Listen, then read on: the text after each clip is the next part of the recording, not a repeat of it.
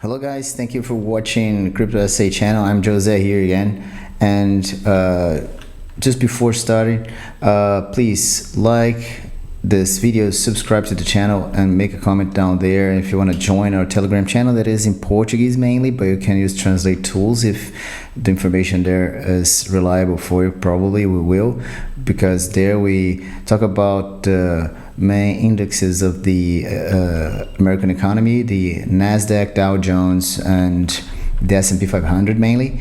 And also you can join our premium signal room, where we give Bitcoin signals for shorts and longs depending on the time frame that we're using, and Bitcoin's trend on that time frame. Okay, this is, and let's go straight to the content on Bitcoin. Here you have the long-term trend lines that I've been showing you for quite a while.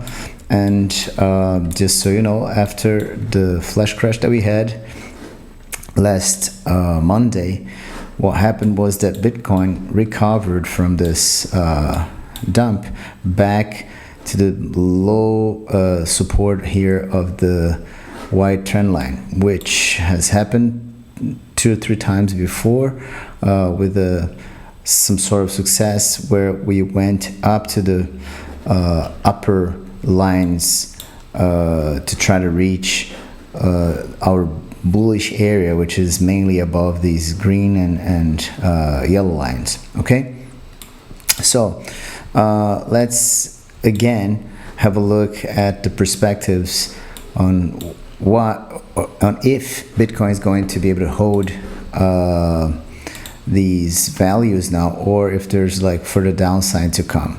At the beginning here we have this, that is the resistance of the golden pocket here, of this movement, this local movement from the latest higher to the lowest point, right? So that being said, Bitcoin is not going to be bullish below $62,000. That's the first thing, and we need to keep the $56,600 range in order to think of like further upside. Okay, which means that if there's a correction from this point, from the $62,000 rejection, we need to stay above 56.6. So that's the first thing to consider.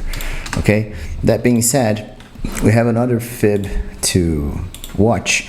That is the fib that considers this movement here, the low, the high, and the low. That being said, in this case, Bitcoin is above the golden pocket, held the golden pocket support, which is good. But we had like this rejection here at the 786. We might try to come a little further up here to the $64,000 range, the 883, which is another good resistance point to consider when we're in these kinds of movements.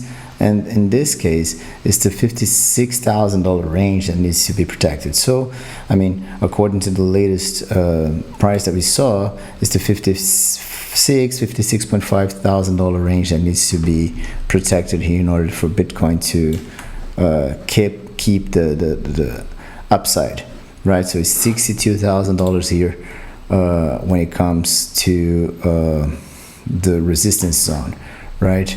That's the other golden pocket region that we saw, right? So these are the most important resistance, support and resistance zones to be watched, right?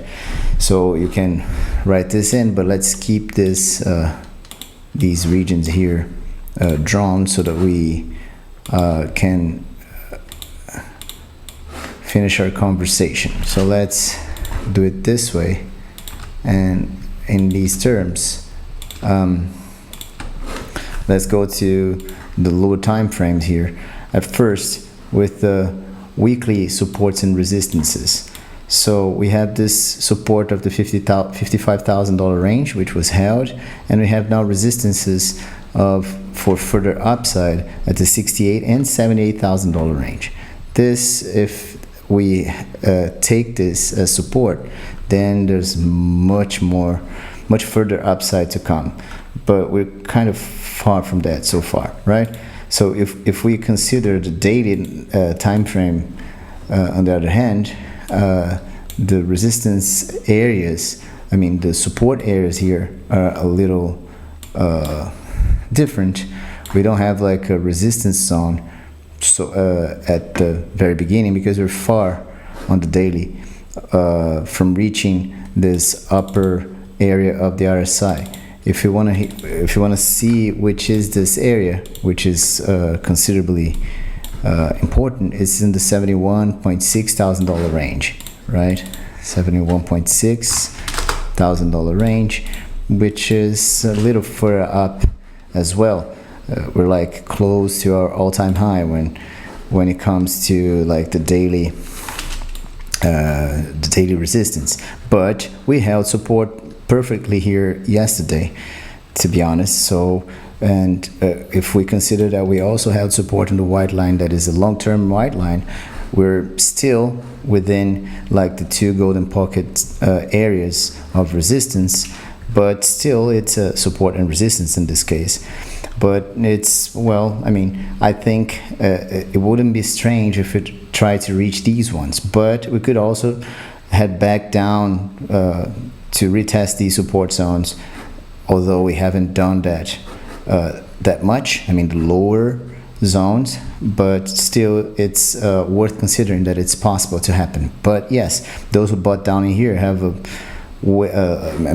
long area to consider buying more or selling on the way down if they expect further downside. Okay, this is a decision that you should make. I think this is a very important support, and the most important one though is this, which is not this, is this, the descending Brownian wedge. So I mean, is it possible that we come back down to retest these lower zones? Yeah, that is possible, but I mean, I think if that happens, it's going to be very clear, because you have this zone right here, the $59,000 range, and also this that is a very important one, 60.5. So if you lose 60.5 with volume in the lower time frames, then I think it's worth considering selling, because we might have further downside to come.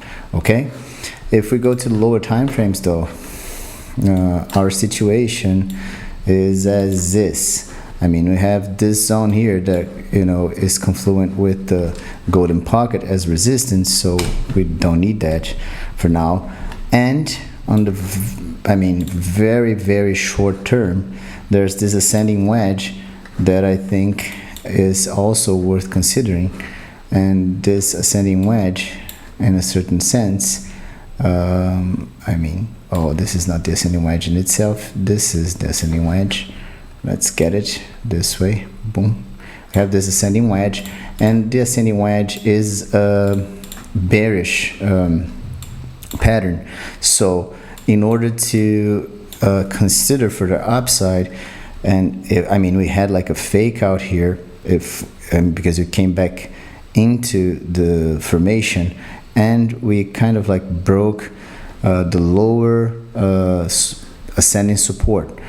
That being said, can we dump from here? Yes, we can. We have like this resistance that was already a rejection point. Can we come back up and retest this area to then make like a double top and then dump? Yes, but also can this dump happen right away? Well, the 1 hour here, today's Saturday, is all the way up in here. On the 4 hourly though, how are we doing? Because you see that this formation is also like on the 4 hourly, there's still some further downside to come, you know, and we're holding some sort of like support, but this support that we're holding is weak until we have this stochastic RSI pointing to the upside. So I mean, it's more likely that we don't hold at least this area right here and retest at least the white ascending trend line, the long-term ascending trend line, than that we come up here before. So I mean, this is something I think is important considering, especially because this fake out here usually tends to, and that happened here on Thursday, and we spent the whole Friday until the CME closed within this range. So all of this happened after the CME close on Saturday, and it will go further towards Sunday. You see that there's like a lateral movement that is not meaning anything considerably here for the weekend. So yeah, you see that there's a lot of confluences that point to either we come re-explore this upper long-term lines, or we come to retest at least this one or the lower supports for maybe considering even like this long-term formation of the descending broadening wedge, keep going further up. And that's something I think it's possible considering what happened to the American economy, where we are seeing that there could be like a solution for the short term, and that we're close to a cut on the interest rate there for the next meeting in September. So yeah, I think this is very important. We should see, in case it's going to be very clear if we go up here and take this ascending now resistance as support again. If that happens, I think it's going to be clear that we're going to retest these lines instead of these lower support regions. Okay, so I hope this video was informative for you, and I hope you keep coming back to us. And if you have any doubts, and if you want to comment and ask any questions or suggest any kind of analysis for me, I'd be more than glad to answer you. Okay, thanks, and I see you in the next video.